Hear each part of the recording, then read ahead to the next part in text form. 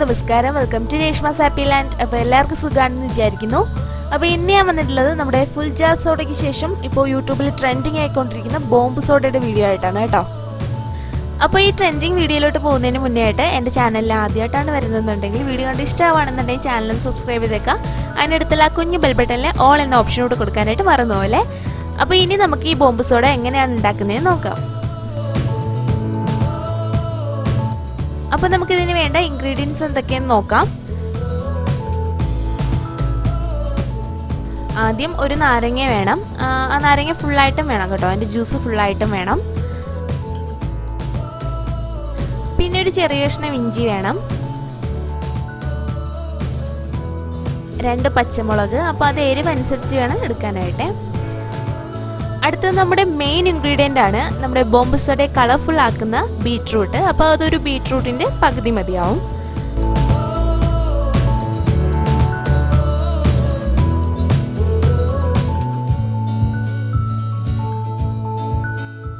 ഇനി ഒരു മിക്സിയുടെ ജാറിലേക്ക് നമ്മൾ എടുത്തു വെച്ചേക്കുന്ന ഇഞ്ചി, പുതിനയില, പച്ചമുളക്, നാരങ്ങാനീര് ഇത് ഇത്രയും കൂടി ഇട്ട് നന്നായിട്ടൊന്ന് അടിച്ചെടുക്കുക.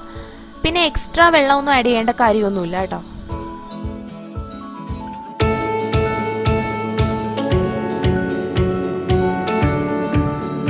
അപ്പോൾ അതങ്ങനെ അടിച്ചെടുത്തു. ഇനി നമുക്ക് നമ്മുടെ ബീറ്റ്റൂട്ട് ഒന്നിട്ട് നന്നായിട്ടൊന്ന് അടിച്ചെടുക്കാം.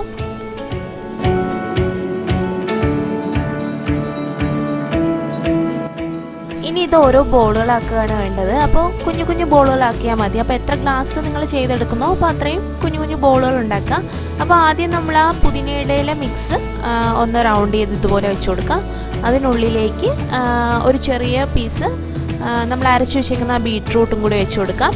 എന്നിട്ട് മുകളിൽ വീണ്ടും നമ്മുടെ പുതിനയിലയുടെ മിക്സ് വെച്ച് കൊടുക്കുക. എന്നിട്ട് അതൊരു ബോൾ ഷേപ്പ് ആക്കി എടുക്കുക.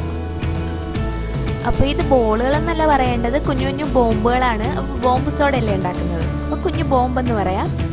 പിന്നെ ഞാനിവിടെ ക്ലബ് സോഡയാണ് എടുത്തിട്ടുള്ളത്. അതിനെ ഒരു ഗ്ലാസ്സിലേക്ക് ഒഴിക്കാം.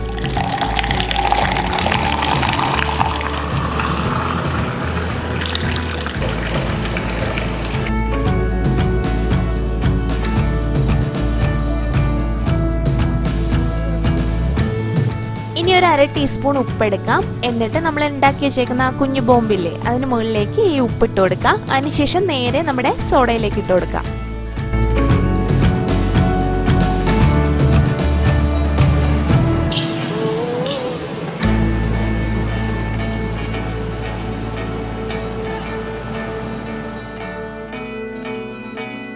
പിന്നെ നമ്മൾ ഗ്ലാസ് സെറ്റ് ചെയ്യുന്ന സമയത്ത് ആ ഗ്ലാസ്സിനടിയിലായിട്ട് ഒരു പാത്രം വെച്ചേക്കുക. അങ്ങനെ ആകുമ്പോൾ നമ്മുടെ സോഡയൊന്നും വേസ്റ്റ് ആവത്തില്ല.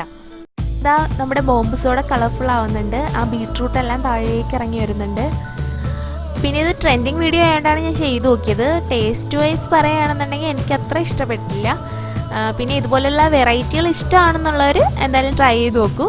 അപ്പോൾ വീഡിയോ ഇഷ്ടമായിട്ടുണ്ടെങ്കിൽ എന്തായാലും ലൈക്ക് ചെയ്യുക, ഷെയർ ചെയ്യുക, കമൻറ്റ് ചെയ്യുക. അപ്പോൾ ഇതിൽ നല്ലൊരു വീഡിയോ ആയിട്ട് അടുത്ത എപ്പിസോഡ് കാണാം. Till then, take care and bye-bye.